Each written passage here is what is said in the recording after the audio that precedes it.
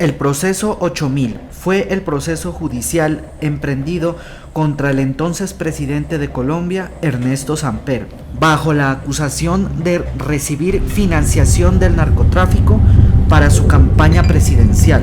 Su origen fue el hallazgo de un expediente con ese número en la Fiscalía de Cali, que correspondía a un allanamiento hecho a las oficinas de un contador de nacionalidad chilena, Guillermo Palomari, vinculado al cartel de Cali. El material se encontraba inactivo a pesar de contener datos que indicaban la posibilidad de que varias campañas políticas al Congreso habrían recibido aportes económicos de origen ilícito. Años después, el expresidente César Gaviria ha sido señalado por el expresidente Andrés Pastrana de ser el eslabón perdido del proceso 8000, refiriéndose al favorecimiento que Gaviria realizó sobre Samper al desconocer pruebas que el mismo Pastrana le entregó directamente durante la campaña presidencial, pruebas que luego configurarían el caso de la financiación de la campaña Samper presidente por parte del cartel de Cali. Una semana después de realizada la segunda vuelta electoral del año 1994,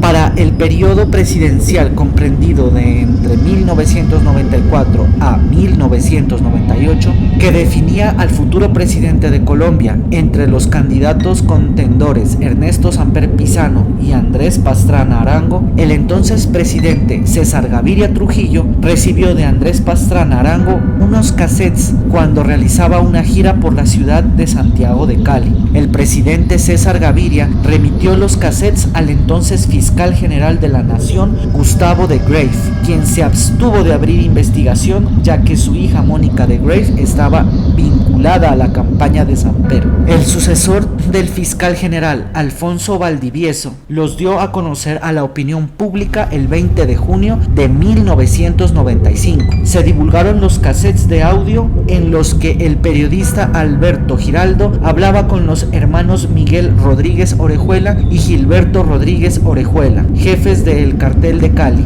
Escuchemos a continuación una parte de ese audio en esos cassettes. ¿Aló? Sí, aló, ¿cómo está? ¿Tú, hermano? ¿Qué tal? Bien, te despierto con la mejor noticia. No, bueno, me ha apretado, hace rato estoy despierto. ¿Sí? Sí. Bueno, te despierto ¿Dónde con... está? Ah, ¿Dónde está? yo estoy aquí, no, en un teléfono bien. Bueno, Entonces ya se vino el carro. sí, eso salía a las 10, hermano, porque aquí no dejan salir antes de las 10, ¿me entiendes? Sí. Entonces hay que unas restricciones allá y no dejan salir, entonces el carro está llegando faltando un cuarto para las 11 allá. Ah, no, perfecto. Antecitos de las 11 o a las 11 en punto está ahí en sí. Ya, perfecto. Siriaco. Sí. Sí. Bueno. Capitán... No importa. Bueno, Benitín le dicen a él, ¿no? Bueno, mira, Sí, estuve con el viejito. sí. Te llevo las mejores noticias del mundo, Ah, pero las mejores. sí. Pero hoy sí me vas a dar un abrazo. Bueno. Si no me lo vas a hacer es un hijueputa. ¿Igual a vos? ¿Ah? ¿Igual a vos o qué? Sí, más o menos. Sí. ¿Qué? ¿Por qué no ha vuelto a llamar al Gordo García? Ay, hombre, es que tú me tienes de las huevas, hombre. Ah, porque sí que te he llamado y entonces Sí, eso sí le he fallado. quisiera que estabas cobrando venganza porque lo que había hablado del Efravo, del garrote. Sí. Eso lo noté como... No, es que mira, es que he estado en un trabajo berraco. Bueno, Pero mira, hoy sí me vas a dar un abrazo y me vas a dar una bonificación. Bueno, y me traes la boleta de libertad sí, más o menos. y la tarjeta. Más o menos. Yo sé cómo, acá le cuento. ¿Ah? Acá le cuento cómo es la cosa. Pero ya sabes. No, yo no sé, pero yo, pues es que nosotros nos somos bobos, nosotros nos tenemos que defender y... No, pero ya eso quedó. No, es que le llevo toda la historia. Toda la historia se la llevo. ¿Qué más, mijo? No, todo bien, estuve con Bels. Sí. Estuve con Bels esta mañana. ¿Por qué no te antes de venirte pegarle una llamadita a Álvaro? Ya hablé con él. ¿Qué dijo? Todo eso está arreglado. No, eso forma parte de todo el paseo que te voy a contar hoy. Por eso, Álvaro Pava. Sí, claro, hablé con él anoche. Es que por eso no he podido llamar al gordo. Este proceso daría pie para la denuncia del fiscal Valdivieso al entonces presidente Samper ante la Comisión de Acusaciones de la Cámara de Representantes y se daría curso a la investigación de miembros de la campaña de Samper, algunos miembros de su gobierno y congresistas, en el cual Samper renunció a la presidencia. El proceso tuvo su inicio con la llamada a indagatoria libre a Santiago Medina, tesorero de la campaña presidencial de Samper, el 17 de julio de 1995. Al principio, el presidente Samper tomaba las declaraciones como conspiraciones en su contra, pero todo cambió cuando Medina confesó el 12 de septiembre de 1995 la entrada de dineros ilícitos a la campaña presidencial.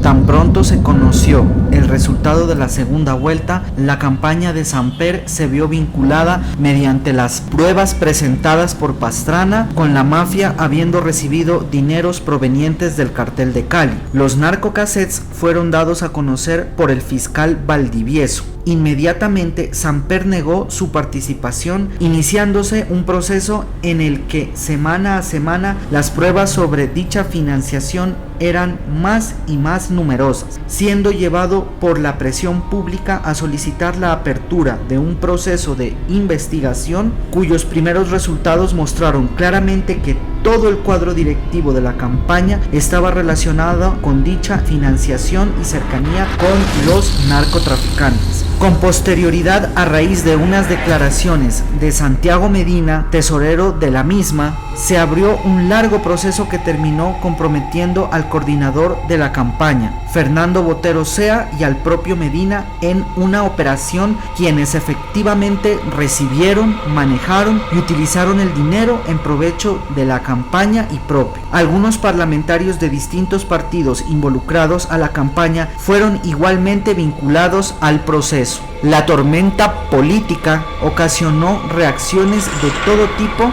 y en el exterior la imagen del país se vio deteriorada.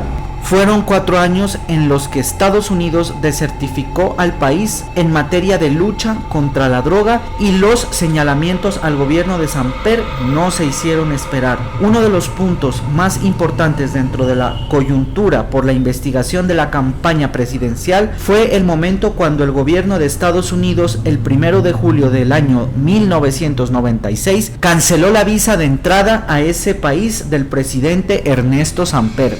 El proceso 8000 tuvo ramificaciones a otras áreas de la actividad pública, como en el caso de 2 contralores que fueron a parar a la cárcel por recibir dineros del narcotráfico. El ex contralor general de la Nación, Manuel Francisco Becerra Barney, elegido en el año de 1990, fue acusado de recibir de Guillermo Palomari, ex contador de los hermanos Rodríguez Orejuela, 300 millones de pesos. Sin embargo, cumplió su periodo de 4 años al frente de la Contraloría y en 1995 fue capturado y vinculado al proceso 8000. David Turbay, quien le sucedió y fue elegido en 1994, se vio envuelto en el mismo proceso por haber recibido un cheque por 50 millones de pesos girado desde una cuenta del mayor de los hermanos Rodríguez Orejuela. Por su parte, las declaraciones que hacía el presidente Ernesto Samper en todo momento había defendido su inocencia con vigor y había declarado sentirse víctima de un atentado moral. Apuntaba a que él no había recibido ningún dinero y que todo había sido hecho a sus espaldas. No obstante, muchos patrocinadores de su campaña declararon que los 2 hermanos Rodríguez Orejuela sí tenían sus inversiones allí. Por su parte, las declaraciones que hacía el presidente Ernesto Samper en todo momento había defendido su inocencia con vigor. Posteriormente se divulgaría una conversación telefónica entre Elizabeth Montoya de Sarria, conocida popularmente como la Monita Retrechera, y el entonces candidato a la presidencia Ernesto Samper, en la que daban indicios de las relaciones entre narcotraficantes y políticos del Partido Liberal para la financiación de la campaña presidencial presidencial con la intermediación de Montoya de Sarria, quienes meses después de publicados los sucesos sería asesinado.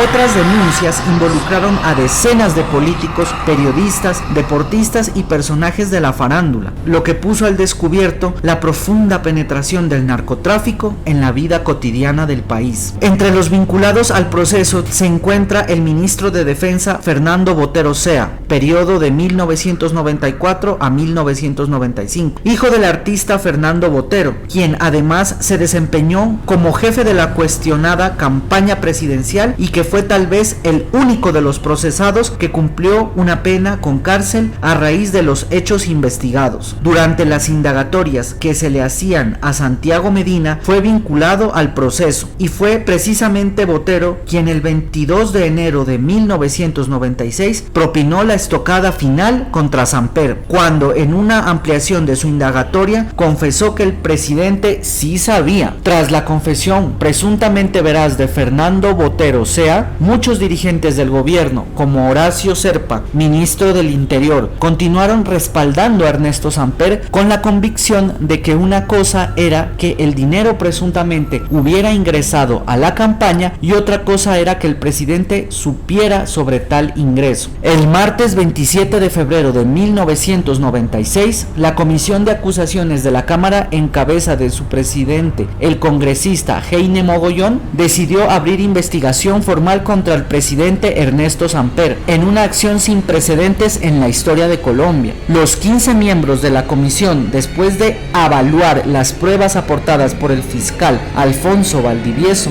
entre ellas un video de Pablo Escobar en el que se reconoce haber entregado dinero a Ernesto Samper en la campaña de 1982, y una cinta magnetofónica de la testigo María, quien iba a ser presentada por el senador Jesse Helms ante el Congreso de los Estados Unidos, consideraron que había méritos para abrir una investigación penal contra el presidente Ernesto Samper. Ya avanzado el proceso de juicio, corrieron algunos rumores entre los medios de comunicación, los cuales sugerían que posiblemente Andrés Pastrana también había recibido ayuda económica de dudosa procedencia en su campaña. Sin embargo, nunca se pudo establecer la fuente del rumor, indicios o prueba que lo confirmaran. Sin embargo, contrario a lo que se esperaba, el 6 de julio de 1996, Ernesto Samper fue liberado por la Cámara gracias a la astuta defensa del ministro del Interior Horacio Serpa, quien logró convencer a la bancada liberal, el mismo partido del presidente, para que actuara a su favor. Por 111 votos contra 43 se archivaron los cargos contra el presidente de la República.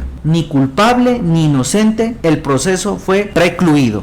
El proceso 8000 tuvo grandes consecuencias a nivel nacional e internacional para el país. En el ámbito internacional se deterioraron las relaciones diplomáticas con los países andinos y con Estados Unidos, que no dudó en desertificar al país y retirarle la visa al presidente Samper y otros políticos de importancia. Esto generó un interés del gobierno nacional para lograr acercamientos con la Unión Europea. Sin embargo, las relaciones diplomáticas se restauraron antes del final del mandato de Samper. A nivel nacional hubo malestar general entre la población, el cual aumentó ligeramente con la desertificación, la cual veía deslegitimada la autoridad del Estado y de las instituciones.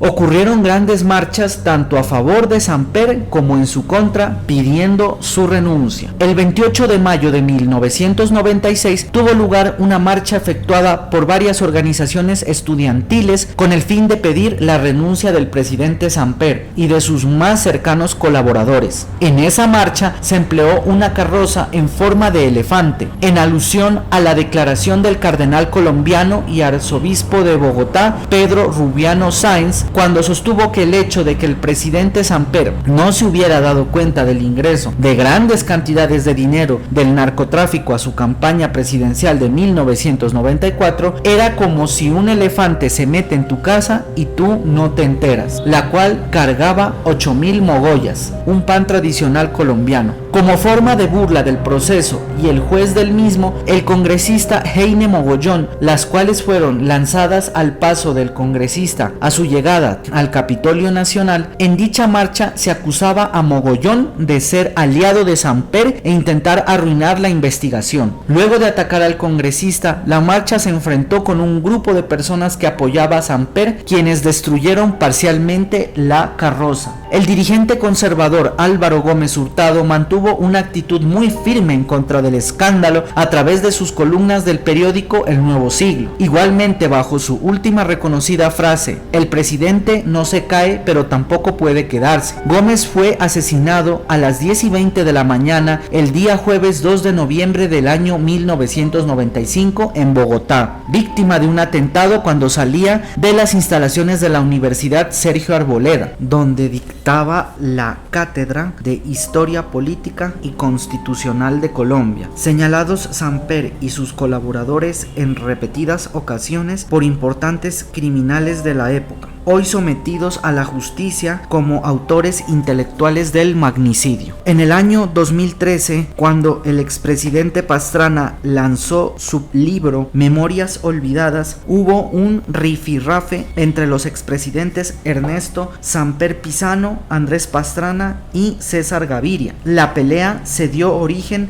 por cómo llegaron los narcocassettes a manos de Pastrana en la época del proceso 8000. El libro revela que Horacio Serpa Uribe también estaba involucrado en el proceso. El expresidente Gaviria calificó a Pastrana como un pequeño enano moral por guardarse para sí mismo la información que contenían los cassettes. Sin embargo, en diferentes entrevistas realizadas al expresidente Pastrana, este demostraría que los llamados narcocassettes no solo fueron presentados al entonces presidente Gaviria con anterioridad, sino también a su ministro de Gobierno y de Justicia, y que estos, posiblemente en respaldo de Samper, candidato de su partido, ocultaron las grabaciones y dilataron la validación de su carácter probatorio, asegurándose de que no interviniera en la campaña presidencial. Pastrana y otros políticos de la época, enterados posteriormente del manejo dado por Gaviria a las pruebas entregadas, calificaron a este como el eslabón perdido del proceso 8000, dando a entender que el silencio guardado fue el elemento clave para la impunidad frente al delito y fraude ocurrido.